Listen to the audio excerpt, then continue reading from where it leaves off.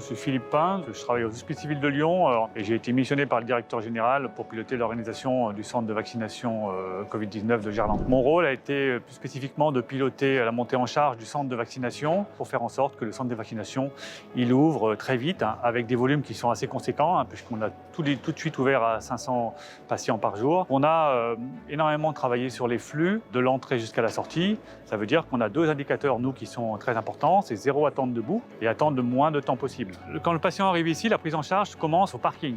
Il y a des services de sécurité qui accueillent les gens, s'assurent qu'ils ont bien un rendez-vous. On passe par un accueil qui permet de faire l'identité vigilance, faire de sorte qu'on ait bien le bon nom du patient, on soit sûr qu'il ait pris rendez-vous.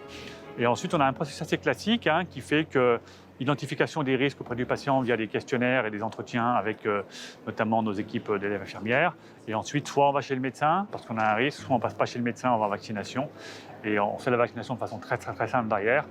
Et ensuite, on a une salle d'attente qui permet d'attendre le quart d'heure de vérification du choc allergique et en même temps de faire la traçabilité dans le système d'information de l'assurance maladie.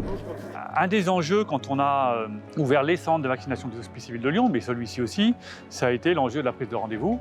Notre choix, il s'est fait très simplement et très rapidement. On a regardé la capacité à aller vite et la puissance dans l'accompagnement qu'on pouvait avoir au quotidien pour ouvrir des plages sur l'ensemble de nos sites. On vaccine à peu près 1600 personnes par jour, donc on avait besoin d'un accompagnement fort et le choix s'est très vite porté sur Doctolib. De chaque côté, il y a eu des gens extrêmement réactifs et extrêmement engagés pour faire en sorte qu'on soit ouvert le plus vite possible et qu'on puisse proposer des créneaux de vaccination très vite dès le lendemain à l'ensemble de la population du Rhône.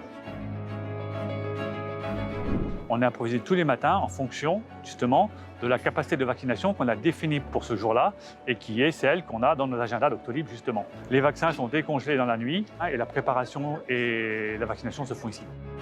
Il y a pas mal de patients qui viennent et qui ont des souvenirs ici.